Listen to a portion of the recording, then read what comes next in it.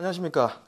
첫 번째 강의 시작하도록 하겠습니다. 첫 번째 테마는 유통경제라는 파트입니다. 참조되어 있는 자료를 보시면은 유통경제에 대해서 요약집이 나와 있으니까 이 요약집과 관련돼서 내용을 조금 살펴주시면 좋겠습니다. 1에서 10강까지 진행되는 원리 강의 같은 경우에는 내용을 굳이 암기하시려고 하실 필요는 없습니다. 텍스트 내용에서 이제 공부를 하시면서 관련된 내용을 상세하게 살펴보시고요. 시험을 쉽게 가는 방법 중에 하나는 이 관련된 내용들, 텍스트에서 나와 있는 내용들이 어떻게 연결되어 있는지를 파악하는 겁니다. 실제로 유통관리사 같은 경우에는 보시면은 내용들이 너무 많아요. 기존에 나와 있는 교재들도 볼 경우에는 거의 한 1000에서 1500페이지 정도의 내용을 분량을 다루고 있는데 이거 그냥 암기하려고 들어간다라면 절대 공부 못 하십니다. 그래서 각 테마별로 해서 각 테마가 어떻게 구성되어 있고 각 론 자체가 어떤 식의 연결관계를 가지느냐에 대해서 감각만 조금 익히시고 본 텍스트 내용을 넘어가시면은 수월하게 공부를 하실 수 있을 겁니다. 자, 첫 번째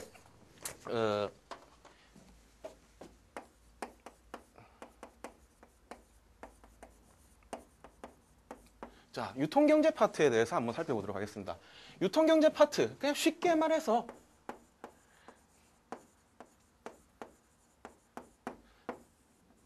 경제학을 다루고 있는 내용입니다. 그런데 자, 왜 유통관리사에서 경제학이라는 이 파트를 다루고 있느냐? 자, 경제학이라는 건 쉽게 말해서, 아주 쉽게 말해서 사회질서가 돌아가는 학문이에요. 그러니까 사람들이 경제활동을 하는 데 있어서 어떤 식으로 움직이느냐를 파악하는 것이 바로 경제학이라는 겁니다. 그런데 자, 경제학 같은 경우에는 자, 전제가 있어요.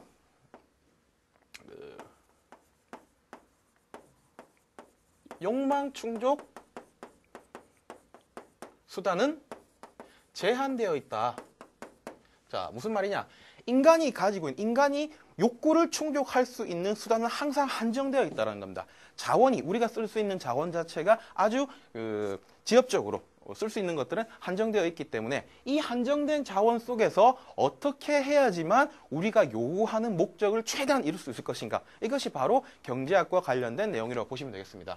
자, 경제학을 여러 가지 분야가 있어요. 여러 가지 분야가 있는데 유통관리사에서 특히나 보셔야 될 것은 자, 거시경제학 그리고 미시경제학 그리고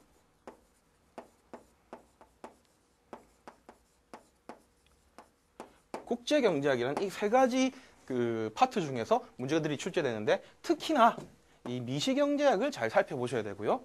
그리고 나머지로 거시경제학과 국제경제학을 사이드로 좀 보시면 됩니다. 근데 강의 순서는 기본적으로 우리가 일반적으로 볼 때는 큰 거부터 바라봐야 되기 때문에 거시경제부터 살펴보는 걸로 하도록 하겠습니다.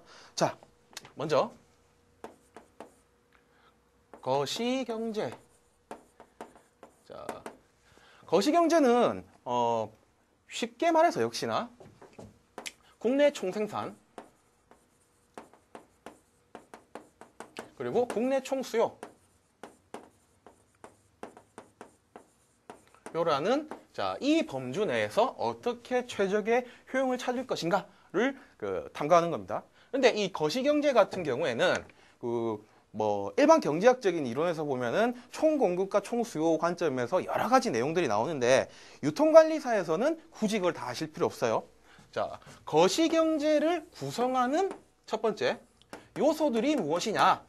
자, 요소라는 것은 거시경제를 탐구하는 데 있어서 가장 기본적으로 파악을 해야 되는 핵심 내용들입니다.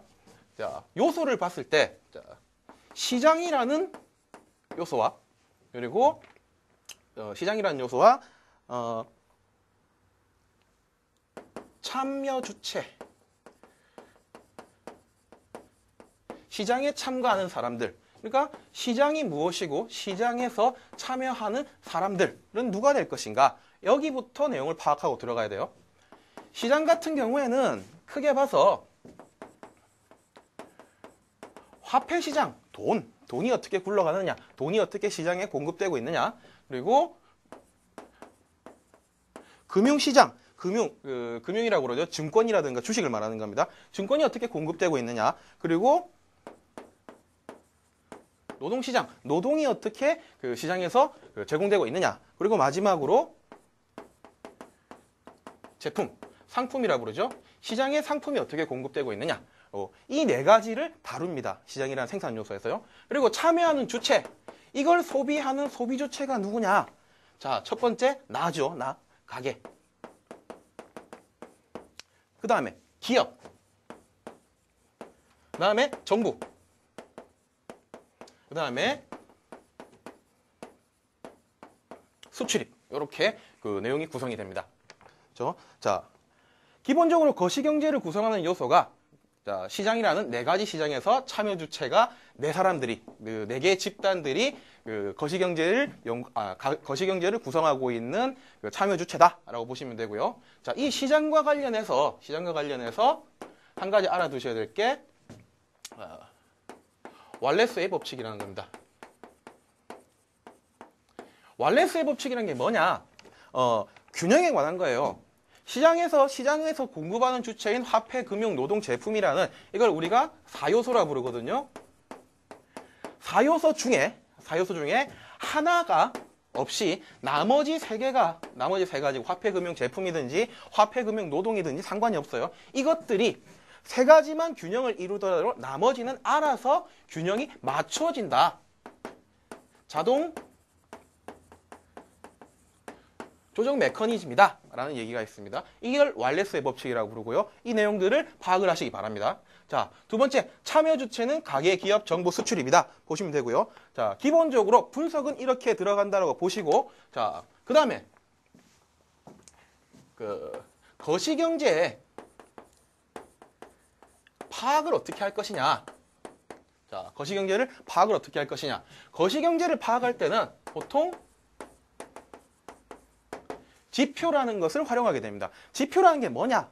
실제로 어떤 상황을 파악하기 위해서 나와 있는 여러 가지 내용들을 우리가 직접 분석할 수는 없어요. 그래서 미리 경제가 움직이는 것에 대한 동향을 하나의 관점으로 정리해서 나온 것들이 있습니다. 이걸 일반적으로 지표라고 불러요. 자, 이 지표 중에서 거시경제를 파악할 수 있는 지표의 종류에 대해서 조금 아셔야 되는데, 자, 선행지표, 동행지표,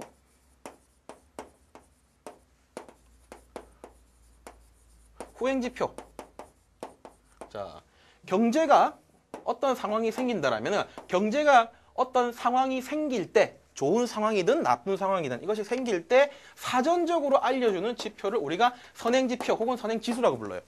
두 번째, 자, 경제가 지금 돌아가고 있는 이 상황에서 경기라고 부르죠. 경제와 동일하게 움직이는 요소를 우리가 동행지표라고 부르고요. 그리고 경기가 끝난 다음에 어떤 경제활동이 끝난 다음에 그 효과를 다시 확인할 수 있는 것이 바로 후행지표라는 겁니다. 그래서 크게 선행지표, 동행지표, 후행지표라는 게 있고요. 선행지표 같은 경우에는 경제가 어떻게 활성화될 거냐 이런 내용을 보기 때문에 뭐 경제하면 가장 기본적으로 생각나는 것이 건축 이런 걸 볼 수 있겠죠. 그래서 선행지표 같은 경우에는 내용 보면은 건축 허가 면적이 어떻게 되느냐, 건축허가 면적이 어떻게 되느냐, 그리고 총 유동성, 화폐가 얼마만큼 돌아가고 있느냐, 그리고 기업에서 생산을 하기 위해서 기계를 얼만큼 수주하고 있느냐, 기계 수출액, 그리고 자, 수출이 어떻게 되느냐, 수출 신용장이라든가 은행 대출이 얼마나 일어나고 있느냐, 이런 것들이 자, 선행지표의 요소라고 보실 수 있습니다. 이런 것들을 보면은 미래에 어떻게 될 수 있는 거냐, 미래의 경제 상황이 어떻게 변할 거냐를 파악하기 쉽다라는 거죠. 두 번째, 동행지표 같은 경우에는 자, 생산이 어떻게 되고 있느냐, 생산지수와 관련된 내용입니다. 제조업이 어떻게 가동되고 있고, 그 다음에 생산자가 얼마나 물건을 만들어내고 있고, 그 다음에 도매, 소매, 판매가 얼마만큼 일어나고 있냐, 지금 경기에 맞춰가지고요. 이런 것들을 동행지표라고 부릅니다. 특히나 자, 유통과 관련돼서는 이 동행지표 안에 WPI라는 개념이 있습니다. 홀세일러 프라이스 인덱스라고 부르는 건데 도소매 지수라는 겁니다. 도매 산업과 소매 산업이 얼마만큼 활성화되고 있느냐를 파악하기 위한 동행지수란 도소매 지표라는 게 존재하고 있다 정도의 사실을 알아두시면 되고요. 후행지표 같은 경우에는 만들고 남은 떨이 상품이 얼마나 많으냐, 그러니까 잘 팔리고 났다라면은 자, 경기가 아주 활성화되었다라면은 물건이 다 팔리고 아무것도 없겠죠. 그런데 자, 물건이 팔리지 않고 많이 적체되어 있다, 남아 있다라고 한다라면은 자, 경기가 좋은 게 아니었구나. 과거 경기가 그렇게 좋은 건 아니었거나 혹은 생산과 소비가 균형적으로 이루어지지 않았구나를 생각하실 수가 있다는 거죠. 후행 지표는 굳이 따진다면은 재고 지수, 재고 양이라고 부르는 이런 요소들이 경기를 파악할 수 있는 후행 지표가 됩니다. 그렇죠? 자, 경제 파악을 하기 위해서는 선행지표, 동행지표, 후행지표라는 걸 활용한다. 이 정도 내용만 아시면 되겠습니다. 자, 그러면은 거시경제와 관련돼서 마지막으로 한번 살펴볼 내용들이 있는데, 자, 이 내용이 자, 바로 경기순환 주기 이론, 비즈니스 사이클이라는 겁니다. 비즈니스 사이클이 뭐냐? 그냥 사업이 어떻게 돌아가고 있느냐, 잘 되느냐 안 되느냐 이걸 파악하겠다는 거예요. 자, 비즈니스 사이클은 자, 크게 봐서 우리가 그냥 일상생활을 보세요.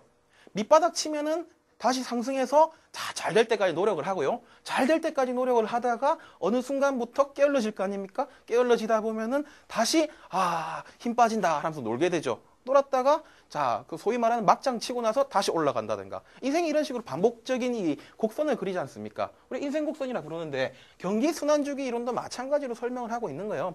경기는 크게 봐서 에버리지가 있다라면은 자, 가장 안 좋은 시점이 있다라면은 가장 좋은 시점이 있고 가장 좋은 시점이 있다면 다시 가장 안 좋은 시점이 있다. 이게 반복돼서 돌아간다. 각 국가마다 돌아가는 그 경기 순환의 사이클이 있는데 뭐 우리나라 같은 경우는 일반적으로 한 5년에 3에서 5년 정도를 잡고 있습니다. 경기가 자, 다음과 같이 돌아간다는 겁니다. 경기는 안 좋을 때가 있다라면은 좋을 때가 있다. 이렇게 설명을 하는 거고요. 자, 안 좋을 때서 좋게 올라가는 이 지점이 뭐냐? 이걸 우리가 자, 회복 국면이라 불러요.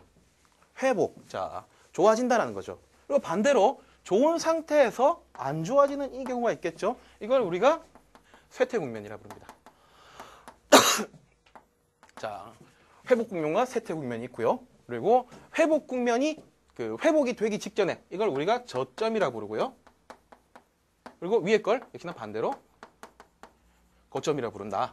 자, 이 경기순환주기 이론이라는 게 어떤 걸 설명하고 있느냐? 경제활동이 어떤 식으로 움직일 수 있느냐 혹은 어떻게 움직이느냐를 일반적인 추세에 맞춰서 이렇게 다음과 같이 그림으로 그려준 겁니다. 근데 유통과 관련돼서 역시나 한 가지 생각해 보셔야 될 내용들은 그럼 우리가 경기순환주기 이론을 왜 배우느냐를 아셔야 되는데 자, 경기순환주기 이론 같은 경우에는 생산과 공급 활동이 어떻게 변하는지를 말하고 있는 겁니다.